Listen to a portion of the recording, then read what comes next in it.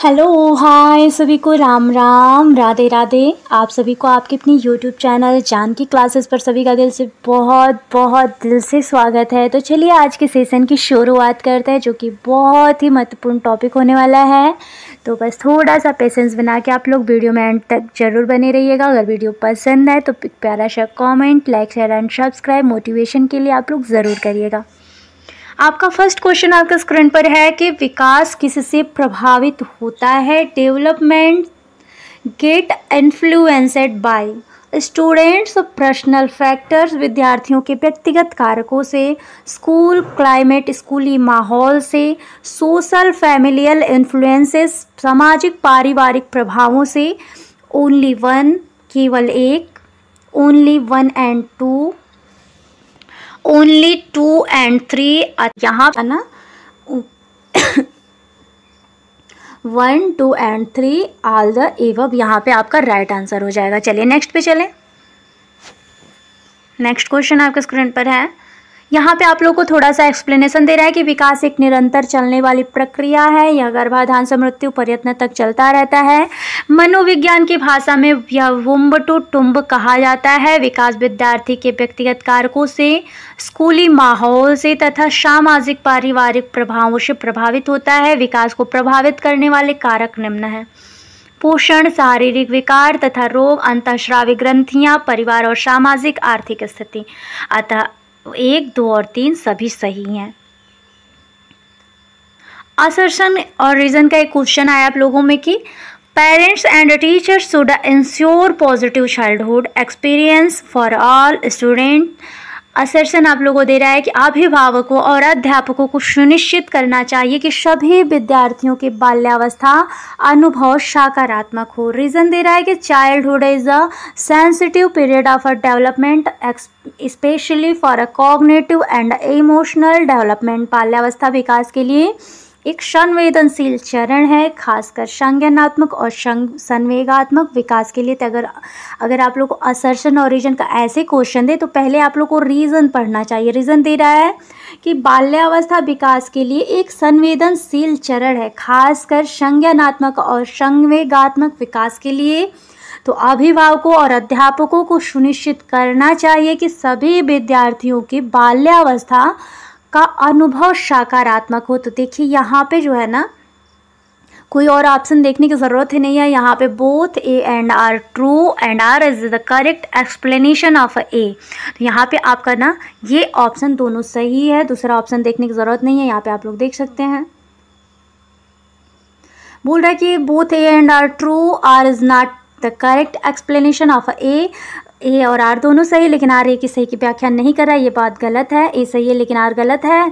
Both A and R false, A और R दोनों गलत है, बिल्कुल नहीं। चलिए आपका राइट आंसर यही होगा। सभी विद्यार्थियों की बाल्यावस्था एक सकारात्मक ऊर्जा तथा अनुभव से युक्त होता है। बाल्यावस्था विकास के लिए एक संवेदनशील चरण है। इस अवस्था में शारीरिक तथा मानसिक विकास में स्थिरता आ जाती है। बाल्यावस्था का काल मनोवैज्ञानिक के अनुसार 6 से 12 वर्ष तक माना जाता है। जे.एस. राय ने बाल्यावस्था को मिथ्या परिपक्वता की संज्ञा दी है। बाल्यावस्था में संज्ञानात्मक विकास, आपके कॉग्निटिव डेवलपमेंट तथा संवेगात्मक विकास, इमोशनल डेवलपमेंट तीव्र गति से होती है। इसीलिए अभिकथन ए और आर दोनों सही हैं। आर ए की सही व्याख्या करता है। देखिए आपका जो जे.एस. राय ने कहा है, बाल्यावस्था जो होता है मिथ्या परिपक्वता की अवस्था होता है। इसमें जो होता है आपके कॉग्निटिव डेवलपमेंट और इमोशनल डेवलपमेंट जो होता है बहुत तीव्र गति से होता है, जो आपके 6 से 12 वर्ष की अवस्था मानी गई है। और 6 से 12 वर्ष की अवस्था आपकी बाल्यावस्था की है। चलिए यहाँ तक क्लियर हुआ। Which statement is correct about the socialization is of very young children. बहुत छोटे बच्चों के सामाजिकरण के संदर्भ में कौन सा कथन सही है।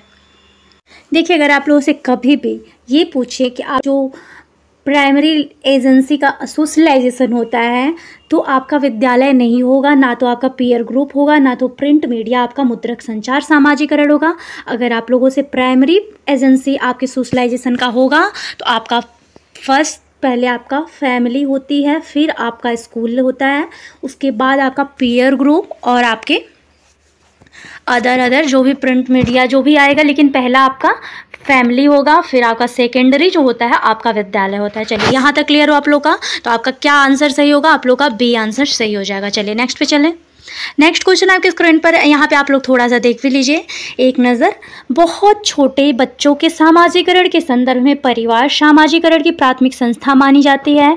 बच्चा परिवार में ही जन्म लेता है, परिवार में ही पालन पोषण होता है, माता पिता प्रथम शिक्षक होते हैं, परिवार से ही वह स्नेह, त्याग, सहयोग, दया, आज्ञा पालन आदि उच्च कोटि के गुण को सीखता है। इसलिए परिवार शिशु की प्रथम पाठशाला है। सामाजिकरण की अन्य संस्था निम्न है। उसके बाद आप लोग की परिवार हुआ, पड़ोस हुआ, समाज हुआ। देखिए पहले आपका परिवार आएगा, फिर आस पड़ोस जो होते हैं, फिर समाज, फिर विद्यालय, फिर मीडिया आएगा। चलिए, according to Jean Piaget's theory of cognitive development, at which stage do children begin to understand the object, do not case to exit when the are outside। बोल रहे हैं कि जीन पियाजे के संज्ञानात्मक विकास के सिद्धांत के अनुसार बच्चे किस चरण पर यह समझने लगते हैं कि वस्तुओं के आँखों से ओझल हो जाने से उनका अस्तित्व खत्म नहीं हो जाता है। यहाँ पे आप लोग ऑप्शन में देखिए, sensory motor stage, pre operational stage और कॉन्क्रीट ऑपरेशनल स्टेज अथवा फॉर्मल ऑपरेशनल। तो आपसे ऑप्शन में पूछा है, क्वेश्चन पूछा है कि जीन पियाजे के संज्ञानात्मक विकास के सिद्धांत के अनुसार बच्चे किस अवस्था में रहते हैं कि उनकी जो वस्तुएं होती हैं वो आंखें से हो जाने पर भी उनका अस्तित्व खत्म नहीं होता है। तो अगर आप छोटे से बच्चे को एक खिलौना दीजिए और तुरंत हटा दीजिए, तो बच्चों में जो 0 से 2 साल के बच्चे होते हैं ना, उनमें वस्तु अस्थायित्व का गुण आ जाता है। क्या होता है वस्तु अस्थायित्व का गुण?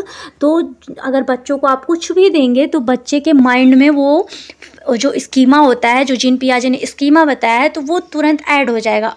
क्या होगा? तुरंत ऐड हो जाएगा। फिर अगर आप वहाँ से हटाएंगे भी ना तो वो बहुत तेज रहेगा। छोटी छोटी सामान उसका है, उसे कोई ले नहीं सकता है। अगर उसे हटा दें तो वही चीज़ वो ढूंढेगा। तो ये क्या होता है? तो ये जो अवस्था होता है, ये चरण आपके 0 से 2 साल की उम्र में बच्चों में आ जाती है, जो होता है आपका सेंसरी मोटर स्टेज। तो इसलिए आपका फर्स्ट ऑप्शन यहाँ पे सही हो जाएगा। चलिए नेक्स्ट पे चलें।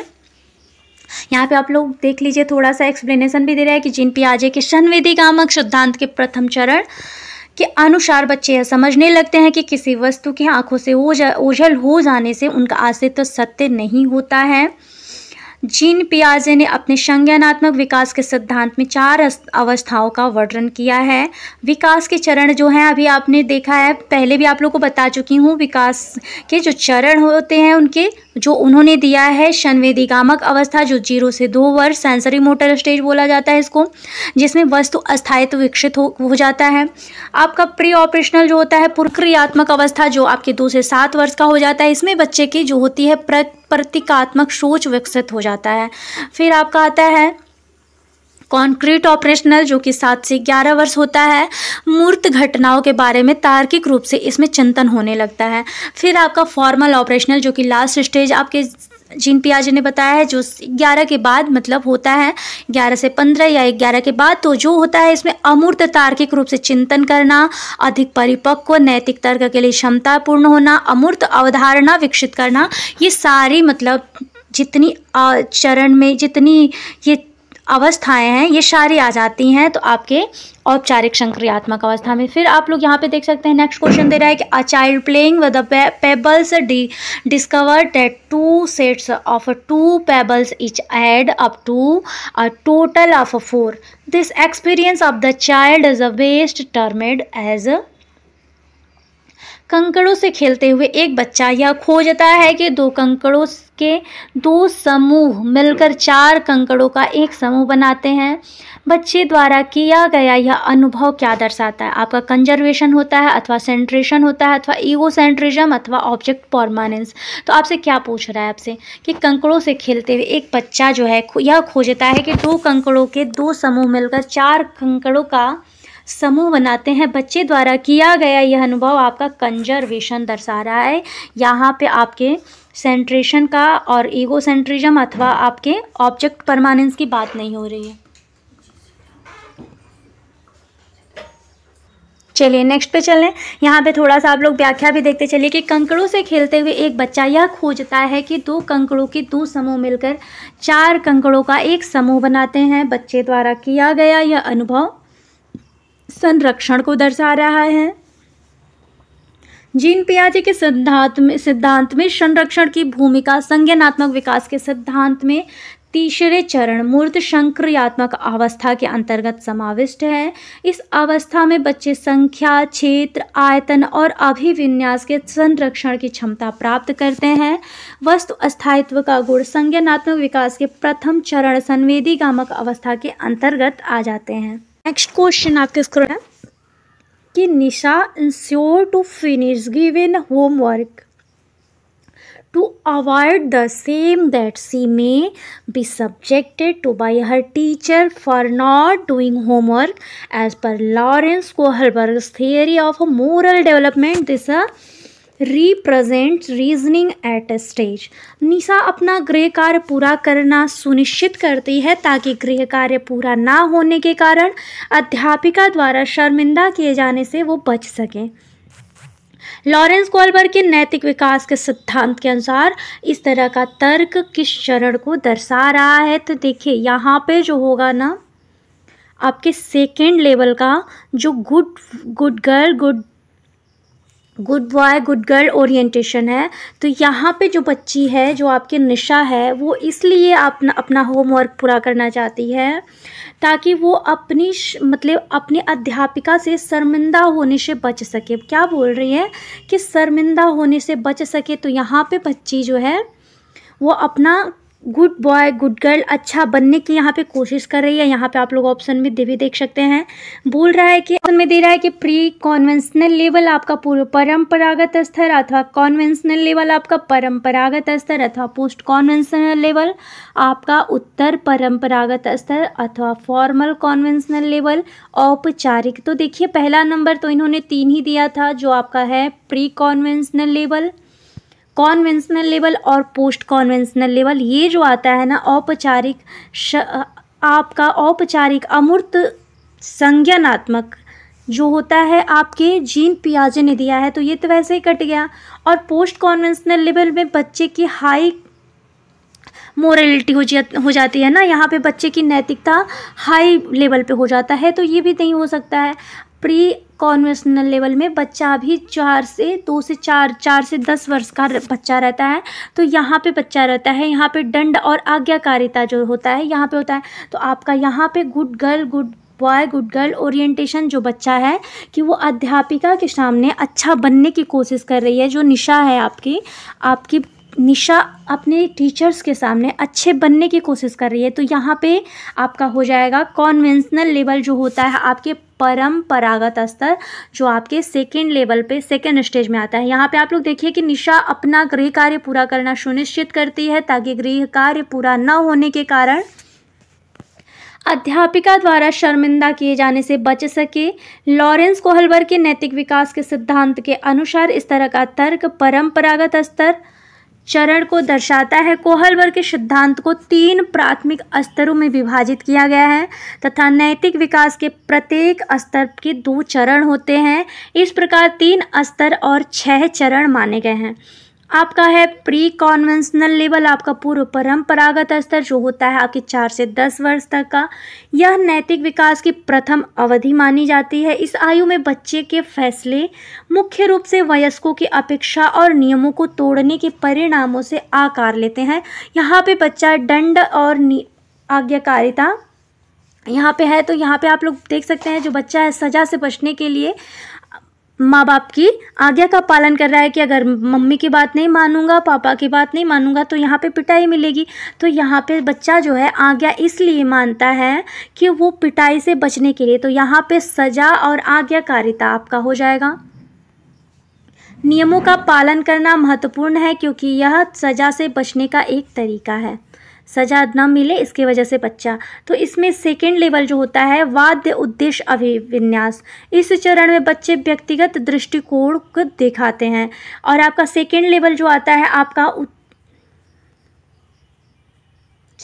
आपका पारंपरिक नैतिकता जो 10 से 13 वर्ष, इसमें सामाजिक नियमों की स्वीकृति से चिन्हित होती है कि क्या अच्छा है और क्या बुरा है। तो आपके सेकेंड लेवल का थर्ड स्टेज जो होता है, यहाँ पे अच्छा लड़का अच्छी लड़की अभिविन्यास, इसमें अच्छा होने की अनुरूपता पर जोर दिया गया है। इसी स्टेज में आपकी जो निशा है आपके सेकेंड लेवल के थर्ड स्टेज पे ही है। चलिए यहाँ पे, और जो आपका सेकेंड लेवल का फोर्थ स्टेज होता है सामाजिक व्यवस्था बनाए रखना, इसमें सामाजिक व्यवस्था उच्च स्तर पर केंद्रित रहे, इस पर बल दिया जाता है। और आपका जो थर्ड लेवल होता है उत्तर परंपरागत जो होता है 13 से 16 वर्ष, इसमें नैतिकता के अमूर्त सिद्धांतों की समझ विकसित हो जाती है। तो यहाँ पे बच्चों की जो मोरलिटी होती है ना वो हाई लेवल पे हो जाती है। यहाँ पे आप लोग देख सकते हैं कि सामाजिक अनुबंध और व्यक्तिगत अधिकार, इसमें यह बताया गया है कि समाज को बनाए रखने के लिए कानून के नियम महत्वपूर्ण है। और आपके सिक्स्थ लेवल जो आपका सिक्स्थ स्टेज में जब बच्चा जाता है, सार्वभौमिक सिद्धांत, कोहलबर्ग का नैतिक तर्क का अंतिम स्तर होता है सार्वभौमिक नैतिक सिद्धांत, अमूर्त तर्क पर आधारित। यहाँ पर जो बच्चा है ना, यहाँ पर उसे सही गलत का फैसला लेना अच्छे से आ जाता है। ये है आपका थर्ड लेवल का 6वां स्टेज। चलिए नेक्स्ट पे चले। लेव Vygotsky theory mainly focus on explaining the impact of ... on development। लेव वाइगोत्स्की का सिद्धांत मुख्यतः विकास पर पड़ने वाले प्रभाव की व्याख्या करता है। किस पर? तो बायोलॉजिकल मैच्योरेशन, इमोशनल अथवा जैविक परिपक्वता, संवेगात्मक, आरोपण प्रतिरूप, नैतिक आपका मोरल आपका सेकंड, और आपका थर्ड बोल रहा है कि कल्चरल टूल्स, कॉग्निटिव आपका सांस्कृतिक उपकरणों और संज्ञानात्मक, और आपका फोर्थ बोल रहा है कि रिवॉर्ड्स एंड पनिशमेंट बिहेवियर, पुरस्कार और दंड व्यवहारात्मक। तो यहाँ पे जो आपके लेव वाइगोत्स्की है ना, उन्होंने बायोलॉजिकल मैच्योरेशन, इमोशनल पर बल नहीं दिया है ना, तो उन्होंने एट्रीब्यूशन पैटर्न पर कुछ सिद्धांत दिया है। उन्होंने दिया है आपके कल्चरल टूल्स, आपका सांस्कृतिक उपकरण और संज्ञानात्मक, उन्होंने कॉग्निटिव पर बल दिया है। तो यहाँ पे आपका राइट आंसर हो जाएगा थर्ड। चलिए नेक्स्ट पे चलें। एक्सप्लेनेशन दे रहा है कि लेव वाइगोत्स्की का सिद्धांत मुख्यतः सांस्कृतिक उपकरणों के संज्ञानात्मक विकास पर पड़ने वाले प्रभाव की व्याख्या करता है। यह एक रूसी मनोवैज्ञानिक थे जिन्होंने संज्ञानात्मक विकास के इस सिद्धांत का प्रतिपादन किया, जिसको सामाजिक सांस्कृतिक सिद्धांत आपकी सोशियो कल्चर थियरी के रूप में भी जाना जाता है।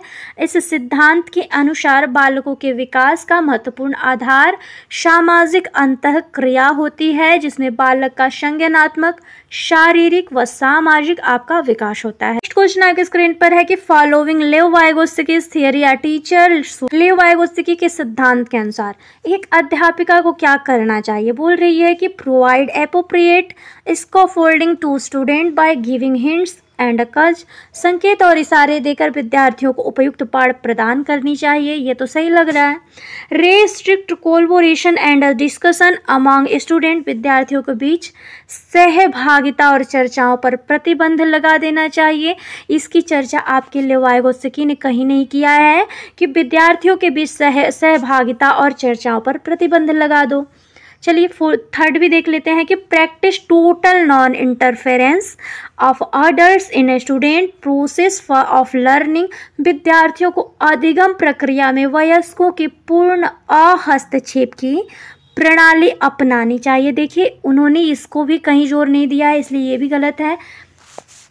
और आपका फोर्थ बोल रहा है कि frequently use negative reinforcement to condition of student behaviour, विद्यार्थियों के व्यवहार को अनुकूलित करने के लिए बारंबार नकारात्मक पुनर्बलन देना चाहिए। तो ये भी आपका ऑप्शन गलत है। देखिए आपका ऑप्शन फर्स्ट वाला ही सही है। बोल रहा है ना कि लेव वाइगोत्स्की के सिद्धांत के अनुसार एक अध्यापिका को क्या करना चाहिए। तो लेव वाइगोत्स्की ने ये समूह चर्चा, लैंग्वेज पे जोर दिया है उन्होंने। उसके बाद उन्होंने स्कैफोल्डिंग जो है, उन्होंने पाठ प्रदान करने सहायता का भी उन्होंने चर्चा किया है। इसलिए आपका राइट आंसर यही होगा। जो बच्चे होते हैं सामाजिक और भाषा उनके लिए बहुत ही महत्वपूर्ण भूमिका प्रदान करती है। तो आपके लिए संकेत और इशारा ये सामाजी ही है। मान लीजिए विद्यार्थियों के पास कई स्टूडेंट अपने में समूह में चर्चा कर रहे हैं, संकेत और इशारा देकर विद्यार्थियों को उपयुक्त पाठ प्रदान करनी चाहिए। तो ये आपका राइट आंसर होगा। चलिए नेक्स्ट देखते हैं। लेव वाइगोत्स्की के सिद्धांत के अनुसार एक अध्यापिका को संकेत और इशारे देकर विद्यार्थियों को उपयुक्त पाठ प्रदान करनी चाहिए। देखिए आपको व्याख्या यही दे रहा है कि मचान और पाठ। देखिए एक चीज़ तो आप लोग देखिएगा, अगर कहीं आप लोग को मचान दिख रहा है, पार्ट दिख रहा है, इसको फोल्डिंग दिख रहा है अथवा सहायता दिख रहा है, तो ये तीनों चारों का अर्थ एक ही होता है। एग्जामिनर थोड़ा घुमा के पूछ देता है कि इसको फोल्डिंग कभी देगा, कभी आप लोग को पार्ट दे देगा, कभी मचान दे देगा, कभी सहायता देगा, लेकिन इन तीनों का मतलब एक ही होता है कि सहायता करना। कि एक अस्थायी संरचना आपकी टेम्पररी स्ट्रक्चर है जो सहायता के स्तर में परिवर्तन करती है। वाइगोत्स्की के अनुसार शिक्षण करते समय जब छात्र को किसी कठिन प्रक्रम को समझाने में कठिनाई का अनुभव होता है तो अधिक जानकार वयस्कों साथियों द्वारा छात्र के संबंधित विषय में कठिन प्रक्रम की अवधारणाओं और कौशल को सीखने के लिए दिए जाने वाले निर्देशात्मक समर्थन का वर्णन करने के लिए प्रमुख प्रत्यय का प्रयोग किया जाता है। जब बालक वांछित कौशल प्रक्रम को सीख जाता है तो निर्देशात्मक समर्थन को वापस ले लिया जाता है। ठीक उसी प्रकार जिस प्रकार मकान निर्माण के बाद मचान हटा लिया जाता है। देखिए इसका क्या है, एग्जाम्पल के लिए समझिए कि एक छोटा सा बच्चा है, यहाँ पे एक छोटा सा बच्चा है, ठीक है, ये क्या कर रहा है, ये साइकिल चला रहा है, ठीक है, ये साइकिल चला रहा है, लेकिन इसे साइकिल चलाने नहीं आ रहा है, ठीक है। तो इसके पापा क्या करते हैं, इसको फोल्डिंग या पार्ट दे रहे हैं, ठीक है। तो क्या कर रहा है, बस कठिन लग रहा है साइकिल चलाने, पहली बार चला रहा है, तो क्या कर रहा है, बस थोड़ा सा इसको ये अपने हाथ से सहायता दे रहे हैं, ठीक है। फिर कुछ देर बाद क्या कर रहे हैं, बच्चे को हल्का फुल्का लग रहा है, चलाने आ रहा है, तो क्या कर रहे हैं, निर्देश दे दिए, अब उसका समर्थन। उसके बाद क्या कर रहे हैं, कुछ देर बच्चा जा रहा है, बच्चे को इनको लगा कि बच्चा मतलब अब चला सकता है, कुछ देर जा रहा है, यहाँ तक मान लीजिए पहुँच गया, ये हाथ छोड़ दे रहा है। तो ये क्या बोल रहा है कि निर्देशात्मक समर्थन फिर वापस ले लिया जाता है। ठीक उसी प्रकार जिस प्रकार मकान का निर्माण के बाद मचान को हटा लिया जाता है, वैसे ही ये बच्चा अब चलने लगा, इसके पापा क्या करते हैं, छोड़ देते हैं। तो यही आपका पार्ट हुआ कि मतलब अगर आप लोगों को कुछ कठिन लग रहा है तो आपके टीचर्स हैं, चाहे जो भी हैं आपके समूह ग्रुप में जो वयस्क हैं, तो वो क्या करते हैं, तो आपको थोड़ा सा अवधारणा और कौशल को थोड़ा सा आपको संकेत देंगे, संकेत के माध्यम से आप खुद ब खुद करने लगेंगे। तो ये बच्चा क्या है, अब खुद ब खुद चला रहा है, इसका पापा यहाँ पे छोड़ दिए। तो यही है आपका पार्ट, यही होता है। और देखिए अगर आप लोगों को कहीं पार्ट दिख रहा है, चाहे कहीं आप लोगों को लैंग्वेज पे दे रहा है, कहीं ग्रुप का दे रहा है, समूह का चर्चा करते हैं, तो आपके वाइगोत्स्की समूह की चर्चा करते हैं, सांस्कृतिक सामाजिकरण की बात करते हैं और पार्ट की बात करते हैं। तो अगर ये तीन चीज़ आप लोग कहीं दिखे ना, तो ये कीवर्ड है आपको वाइगोत्स्की का थियरी पहचानने का, ये कीवर्ड है। अगर आप लोग को कहीं ऑप्शन में दिखे और 4 ऑप्शन रहेगा, अगर 3 ऑप्शन में ये नहीं है, एक ऑप्शन में है, तो आप वही ट्रिक करके आइएगा, ये आपका कीवर्ड है। चलिए नेक्स्ट क्वेश्चन देखते हैं कि a progressive classroom gives a primary to ए प्रगतिशील कक्षा निम्न में से किसे प्रधानता देती है। टीचर्स प्रेफर्ड स्टाइल ऑफ अध्यापिका द्वारा चयनित पढ़ाने के तरीके को, कंप्लीटेशन ऑफ सिलेबस पाठ्यक्रम को पूरा करने को, एग्जाम सेंटर्ड पेडागोजिस आपके परीक्षा केंद्रित शिक्षा शास्त्रों को, और स्टूडेंट ओपिनियंस एंड एक्सपीरियंस आपके विद्यार्थियों के मतों और अनुभवों को। तो देखिए आपसे क्या पूछा है कि एक प्रगतिशील progressive classroom gives a primary to आपकी प्रगतिशील कक्षा किसे प्रधानता दे रही है। आपका राइट ऑप्शन हो जाएगा, आपका राइट ऑप्शन इसमें देखिए अगर कहीं दे रहा है कि चयनित पढ़ाने के, teachers preferred style of a teaching अध्यापिका द्वारा चयनित पढ़ाने के तरीके को, तो देखिए अब जो आपका एजुकेशन है ना वो आपका चाइल्ड सेंटर्ड है। तो अगर अध्यापिका चयन करेगी पढ़ाने के तरीके को तो वो आपका मान्य नहीं होगा, क्योंकि बच्चे के मुताबिक आपको पढ़ाना है, अपने नहीं थोपना है कि यही पढ़ेगा बच्चा तो यही पढ़ेगा, नहीं, ये नहीं करना है आप लोग को। कंप्लीटेशन ऑफ अ सिलेबस आपके पाठ्यक्रम पूरा करना आपका लक्ष्य नहीं होना चाहिए। बच्चे के समझ पे देखिए आपका जो एजुकेशन है ना, बच्चे को आप खेल के माध्यम से सिखाइए, आप करके माध्यम से सिखाइए, लेकिन आप लोगों को पाठ्यक्रम पूरा करना, आप लोग ये थोपना हो गया ना। आपको अपने द्वारा चयनित पढ़ा रही हैं, अपने अकॉर्डिंग बच्चों को पढ़ा रही हैं, तो ये भी सही नहीं है। पाठ्यक्रम को पूरा करने का लक्ष्य भी नहीं होना चाहिए। परीक्षा केंद्रित शिक्षा, परीक्षा भी यहाँ पे निगेटिव वर्ड, ये भी आपका नहीं, लेकिन विद्यार्थियों के मतों और अनुभवों, स्टूडेंट ओपिनियंस एंड एक्सपीरियंस, ये जो होता है ना, ये आपके प्रगतिशील कक्षा में से प्रधानता दे रहा है आपके विद्यार्थियों के मतों और उनके अनुभवों को, इसलिए आपका फोर्थ ऑप्शन यहाँ पे सही हो जाएगा। नेक्स्ट पे चलें, देखिए आप लोग व्याख्या देखते चलिएगा। एक प्रगतिशील कक्षा विद्यार्थियों के मतों और अनुभवों को प्रधानता देती है। प्रगतिशील कक्षा बाल केंद्रित होती है, जिसमें बालक को प्रमुख केंद्र बनाकर सार्वभौमिक शिक्षा प्रदान की जाती है। NCF 2005 भी बाल केंद्र शिक्षा का पूर्ण समर्थन करती है, जिसमें बालकों के विचारों तथा अनुभवों को सहज ढंग से स्वीकार किया जाता है।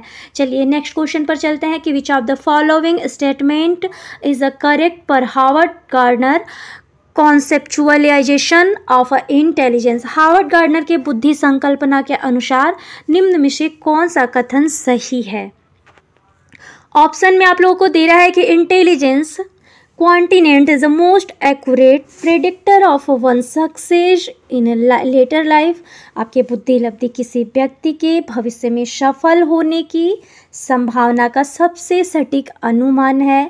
Intelligence is not influenced by environmental factors. बुद्धि वातावरणीय कारकों द्वारा प्रभावित नहीं होती है। Individual possess different levels of a different kind of intelligence. व्यक्तियों में विभिन्न प्रकार की बुद्धियों के विभिन्न स्तर पाए जाते हैं। और group test of intelligence are best measures of intelligence level of student. बुद्धि के सामूहिक परीक्षण विद्यार्थियों के बुद्धि स्तर मापने का सर्वोत्तम जरिया है। आप लोगों से क्वेश्चन क्या पूछ रहा है कि हार्वर्ड गार्डनर के बुद्धि संकल्पना के अनुसार निम्न में से कौन सा कथन सही है? तो यहाँ पे जो बोल रहा है कि बुद्धि लब्धि किसी व्यक्ति के भविष्य में सफल होने की संभावना का सबसे सटीक अनुमान है, तो ये आपका ऑप्शन सही नहीं लग रहा है। Intelligence is not influenced by environmental factors. बुद्धि वातावरणीय कारकों द्वारा प्रभावित नहीं होती है। बुद्धि आपकी वातावरणीय कारकों द्वारा प्रभावित होती है, नहीं है। Individual possess different levels of a different kind of intelligence. देखिए व्यक्तियों में विभिन्न प्रकार की बुद्धियों के विभिन्न स्तर पाए जाते हैं, और ये आपके हार्वर्ड गार्डनर ने कहा है। इसीलिए उन्होंने क्या दिया है, आपके बहुबुद्धि का सिद्धांत किसने दिया है? आपके हार्वर्ड गार्डनर ने दिया है। और इसलिए आपका देखिए थर्ड ऑप्शन ही सही होगा। चलिए फोर्थ भी पढ़ लीजिए कि group test of intelligence are best measures of intelligence levels of student. बुद्धि के सामूहिक परीक्षण में विद्यार्थियों के बुद्धि स्तर मापने का सर्वोत्तम जरिया है। ये बात नहीं है। देखिए आपका यही है कि व्यक्तियों में विभिन्न प्रकार की बुद्धियों के विभिन्न स्तर पाए जाते हैं, और आपका थर्ड ऑप्शन यहाँ पे सही होगा। यहाँ पे आप लोग देख भी सकते हैं कि हार्वर्ड गार्डनर ने बुद्धि संकल्पना के अनुसार व्यक्तियों में विभिन्न प्रकार की बुद्धियों के विभिन्न स्तर पाए जाते हैं। बहुबुद्धि सिद्धांत के प्रतिपादक हार्वर्ड गार्डनर 1983 है। इस सिद्धांत के अनुसार बुद्धि का स्वरूप एकाकी न होकर बहुकारकीय होता है। हार्वर्ड गार्डनर ने अपनी पुस्तक फेम्स ऑफ माइंड में वर्णन किया कि संज्ञान का एक स्वरूप है जो सभी मानव चिंतन को तय करता है। गार्डनर ने मुख्य रूप से 7 प्रकार की बुद्धि का वर्णन किया है। देखिए ये जो है ना बहुत महत्वपूर्ण है आप लोगों के लिए। तार्किक गणितीय, देखिए आप लोग थियरी पढ़ते होंगे ना, लेकिन थियरी में आप लोग कोई इतना क्लियर नहीं बताएगा आप लोगों को, इसीलिए मैं क्वेश्चन एक प्रोवाइड कराती हूँ ताकि आप लोगों को कॉन्सेप्ट क्लियर होता चले। देखिए आपके हार्वर्ड गार्डनर ने बुद्धि के कितने प्रकार बताए हैं?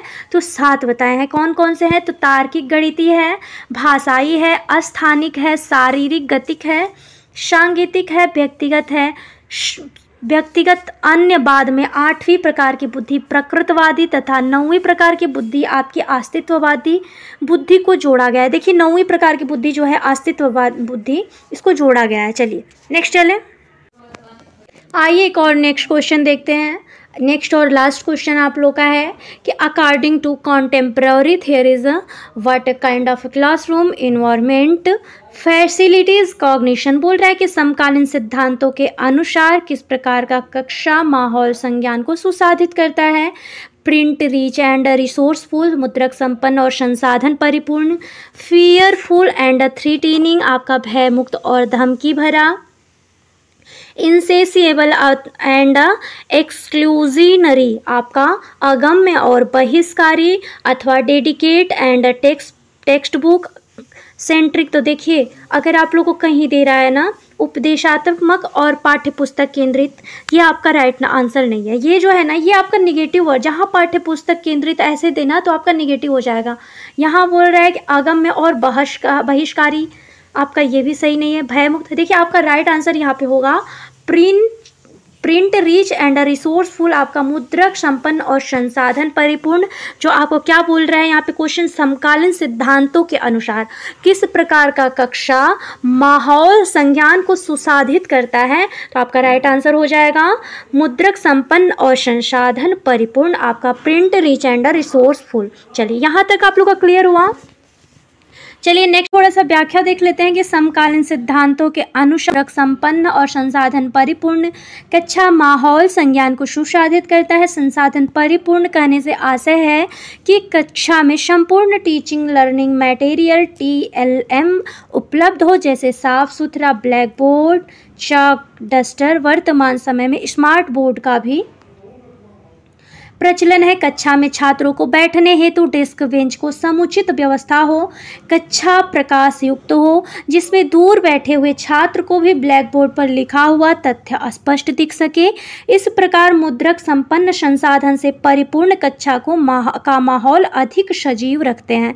तो इसलिए आप लोग का यहाँ तक आप लोग का आज का कॉन्सेप्ट क्लियर हुआ और सभी को मिलता है नेक्स्ट वीडियो में। तब तक के लिए मेरा सभी को राम राम, राधे राधे। और ये जो आपको प्रोवाइड कराया है ना, ये आपके PYQ क्वेश्चन है और जो कि आप लोग का जो भी ऑनलाइन ये क्वेश्चन हुआ था, आप लोग का ऑनलाइन जब ये CTET का एग्ज़ाम हुआ था तो वो सारे पेपर हैं जो कि देखिए बहुत ही महत्वपूर्ण PYQ होते हैं ना। सारा क्वेश्चन आप लोग का वहीं से मैच करता है, बस थोड़ा सा क्या होता है इधर से उधर क्वेश्चन का लेवल, देखिए लेवल वही रहेगा, कॉन्सेप्ट वही रहेगा, बस आप लोग के समझ पर आधारित है। पेडागोजी इतना हार्ड नहीं है, बस थोड़ा सा आप लोग को सेंस लगाना है।